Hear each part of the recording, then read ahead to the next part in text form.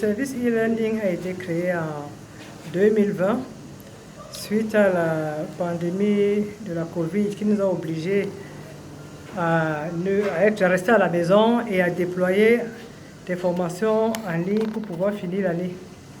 Alors il était question avec le service e-learning de mettre en place notre dispositif de formation à distance à l'UQAC pour pouvoir plus tard faire face à des problèmes de confinement et aussi faire face à des problèmes de nombre et d'étudiants qui ne sont pas camerounais et qui veulent venir chez nous.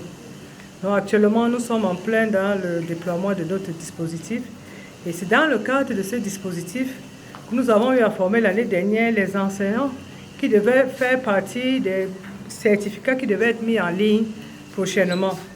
Et cette année, on continue avec la formation des enseignants afin d'avoir une masse critique d'enseignants qui sont initiés à la pédagogie du e-learning afin que plus tard, ils puissent les utiliser en cas de pandémie ou dès qu'on va lancer nos formations à distance.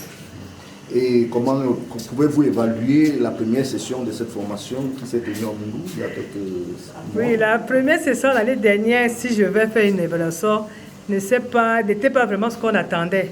Donc il y a très peu qui ont fini, qui sont allés jusqu'au bout de la formation parce que l'objectif était, de lire, de se réapproprier le cours qui était sur la plateforme, de scénariser son cours et de le structurer.